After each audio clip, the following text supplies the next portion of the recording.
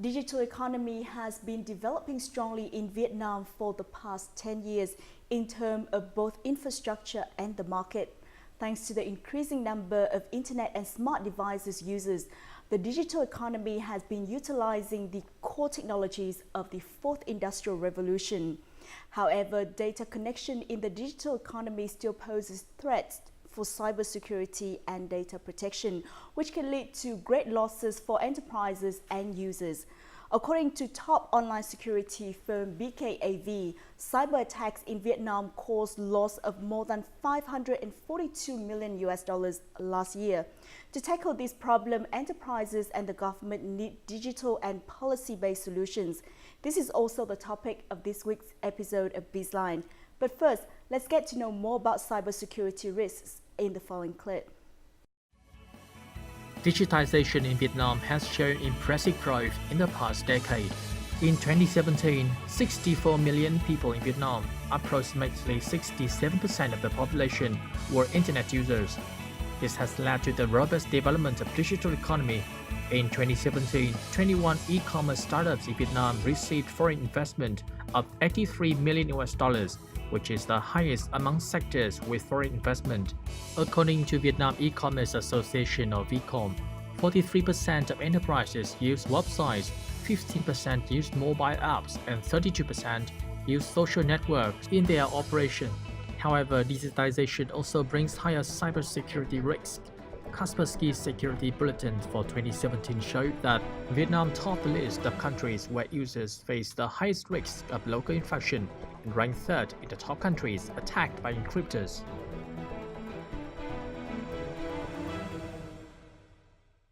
Economical growth of Vietnam attracts criminals. Digitalizing your manufacturing, your economy means that you need to protect it better. Các cái tấn công hiện nay thay vì là các tấn công đơn lẻ thì là các cái tấn công theo chiến dịch, bao gồm nhiều bước, bao nhiêu nhiều công cụ, nhiều công nghệ để không những là gây hại cho hệ thống còn đem lại những cái rủi ro về kinh tế. Many experts agree that the current situation concerning cyber risks amid the digital economy has led to the urgent need to develop more cybersecurity solutions.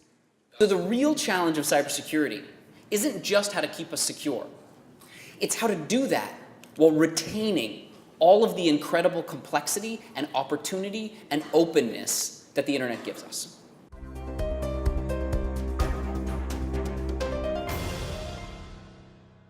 We have invited Mr. Ian Simpson, member of the US-based Information System Audit and Control Association, or ISACA, to our studio today to learn more about security issues in the digital economy in Vietnam.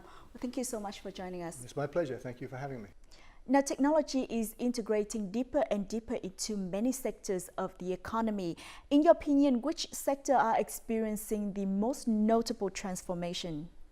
It's my opinion that all sectors are impacted to different degrees by the digital transformation we're seeing at the moment. And I say that because I think all businesses realize the significant advantages that they can get from using technology in its advanced and interconnected form. However, but to narrow it down a little bit, I think the financial sector is leading the way, or definitely one of the early adopters of innovative technology. And this is largely driven through consumer demand for things like ease of access to banking and financial services. Financial institutions in Australia and other countries also are seeing significant productivity gains through the use of things like automation. Manufacturing is definitely an industry that will benefit significantly from use of what they call IoT, Internet of Things devices, for inventory management and warehouse management. So they definitely impacted in terms of the manufacturing cycle and using robotics again for production. Which kind of security risks affect this sector and how severe can the damage be? But common threats include things like malware and ransomware, which you've probably heard about. So ransomware is used to extort money from organizations and individual users, and they do that by locking the end user's workstation and only giving access back once a fee or a ransom is paid. So that type of threat can impact all organizations, regardless of the sector within which they operate. a typical example in the financial sector. And as such, they are subjected to fraud risk and theft of customer data. So they're the type of risks that the financial institutions must be aware of. An example might be what's called a denial of service attack. So an organisation that has a strong online presence, an internet website, for example, or something that is providing consumer services or sales or products, could be impacted by a denial of service attack where legitimate users are no longer able to access that environment, that service, through the denial of service. And that can have a significant impact in terms of recovery costs, customer reputation, loss of revenue, and financial penalties from different regulators as well. So the impacts can be anything from nuisance to complete loss of operation. Now, what are the causes of cyber risks? There's other things apart from the bad guys who are trying to do the stuff to us. There's other things that compound the problem, and things such as user awareness here. So user awareness to me is not really, or is a critical issue, but it's not up to the end user to be aware of these risks. It's up to the security community and the businesses to educate end users about these risks. And the more end users are informed and educated, the more difficult it will be for the cyber threat actors to execute their plans. Other things such as vulnerabilities in systems are very important. So systems often get deployed with vulnerabilities which the threat actors take advantage of to commit cyber crime. At the Security World 2018 conference and expo held on April the 5th in Hanoi, more than 300 cybersecurity experts gathered to discuss countermeasures against cybersecurity risks, which have been rising recently in Vietnam. According to Kaspersky's representative, the country's technology level is the main reason for this. There are a lot of computers with outdated software, and it's easy target for criminals. Large companies, they do invest in security, but they do invest in basic protection mostly. But they don't pay so much attention to targeted attacks. Experts at Security World 2018 agreed that in order to deal with cyber risks, cyber solutions should be developed. Security solutions for mobile devices have gained popularity as e-commerce in Vietnam has been developing strongly. Một số ngân hàng có những cái dịch vụ là vân tay móng mắt, nhưng thực chất là những cái dữ liệu đó được lưu ở trên thiết bị của người dùng, và cái vùng lưu trữ này thật sự không an toàn. Tuy nhiên đối với Samsung thì có cái chức năng NOC, tức là nó sẽ tạo ra một cái phòng, chúng ta có thể bỏ những cái điều quan trọng của chúng ta vào trong đó. Nếu trong trường hợp mà cái phòng bị tác động bởi bên thứ ba thì tự động nó sẽ có cơ chế hủy.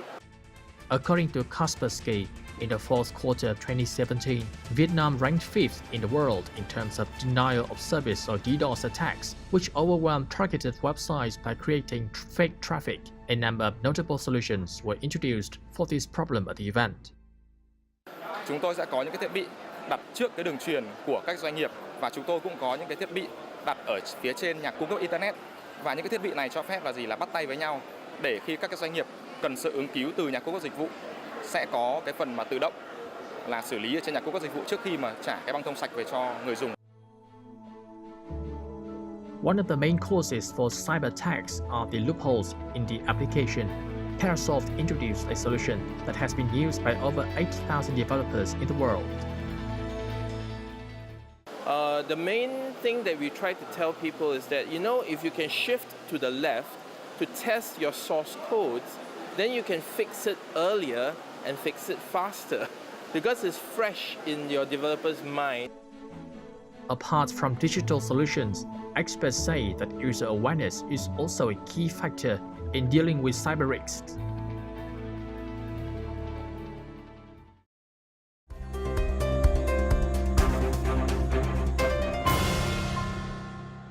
Now, the recently held conference, Security World 2018, recently took place in Hanoi on April the 5th. What do you think about the discussions and the solutions proposed at the conference? Security World Hanoi is a very good annual conference. It's driven obviously by the need for improved cyber technology and reducing cyber risk. The focus is generally on technology, however, which is great because the technology vendors come to Hanoi and introduce innovative and emerging concepts that Vietnam business leaders and government need to consider for their overall strategies. I do think there'd be a good opportunity to use that forum as an educational instrument to inform and make the delegates aware of processes and policies and legislation that is critical to the protection of cybersecurity. A good example might have been a presentation on the Vietnam law for network information security, for example. So you had a huge audience there and a recently issued critical piece of legislation. So that, I think, would have been a very good opportunity to present on that law. Having said that, there was one presentation towards the end on user education, which was not about technology or platforms, but it was about 10 things you can do to keep your users educated around cybersecurity. Now, you have years of experience dealing with security problems in digital economy of other countries. So what are the most popular and effective solutions there? In Australia and in Europe and the US, for example, one of the key differences that I see here is that security is an agenda at the highest level in an organization, typically at the board of directors and at least at the board of management level. So that's a key difference, I think, in terms of the recognition for the need for good security practices and the involvement of the executive level management into delivery of security strategy and security practices. The business owners, the application owners, the system owners in the West, they are the people who are responsible for the security of those systems. They have a vested interest to make sure those systems are secure. They therefore dictate in part what IT must deliver for them. But in Vietnam it seems a little bit different, that it's often still seen as an IT problem. Things like legislation in the West is also quite mature now. For example, in Australia, the Privacy Act and data breach notification laws and things have been around, particularly the Privacy Act, for a long time. So that plays an important part in driving the compliance within organisations because there's strong legislation behind those laws. Now, what are the most effective measures, particularly for the Vietnam market, to prevent cybersecurity risks, in your opinion? In my opinion, I think a combination of legislation and internal policy compliance and education and what's called assurance or regular review of systems and auditing of activities. But if I talk about legislation, Vietnam's made a big step forward recently with the introduction of the Vietnam law on network information security, which took effect nearly a year and a half ago, I think, or nearly 2 years ago. So that's effectively a cybersecurity law. And so that is a great step forward, a great leadership position adopted by the government. And now what they're doing is further underpinning that policy through getting government agencies like the Ministry of Information and Communication to take responsibility for compliance, education and compliance enforcement. So really, compliance enforcement is one of the key things that Vietnam needs to do in terms of closing the gap, if you like, in terms of assuring better online activities and compliance to the government legislation is very critical. User education, which is a repeating theme, if you like. If you talk to security practitioners anywhere, they will repeat the theme that users are really the front line of defence in any organisation or in any government. So the user education is key. Users need to be made aware of how they should operate and what a security threat would look like. And if they see something suspicious, how do they know and how do they react? So user education is very key. And in fact, the Vietnam law on network information security makes that very clear. The IT service providers, the technology providers, through their distribution network and their network of resellers, already provide best of class products into the Vietnamese market. The delivery of technology products in Vietnam at the moment is very good, and the vendors are doing a fantastic job. A number of directives for information security have been implemented in Vietnam. Some of the earliest include the Law on Information Technology 2006 and the Law on Telecommunications 2009. The Law on Information Security went into effect on July 1, 2016 and was the first legal standard for information security. Most recently, in 2017, the Prime Minister approved a project that will enhance the cybersecurity incident response network. Trung tâm ứng cứu khẩn cấp máy tính Việt Nam được giao là đơn vị điều phối và thường trực để thực hiện các cái nhiệm vụ trong các cái hệ thống phương án ứng cứu khẩn cấp quốc gia. Trong cái mạng lưới ứng cứu quốc gia này thì chúng tôi có thể tham vấn một số các đơn vị hoặc các nhà cung cấp giải pháp dịch vụ về an toàn thông tin. According to experts, in order for laws on cyber and information security to be effective, there must be regulations to ensure the compliance of businesses and individuals.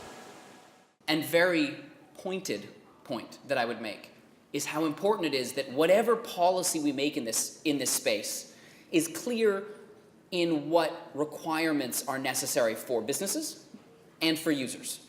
And that users understand and businesses understand what the consequences of their choices are. Experts also believe that collaboration between governmental agencies and businesses are effective in ensuring cybersecurity.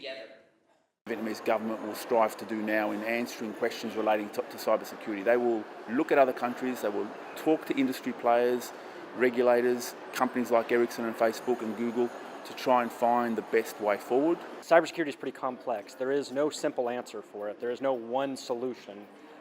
It's the strong relationships, I think, is what we found, I guess, in our experience, was the relationships of the different businesses that we were working with. The law on cybersecurity is still being developed and is expected to be approved in May. The new law is considered the next step in ensuring cybersecurity in Vietnam for the digital era.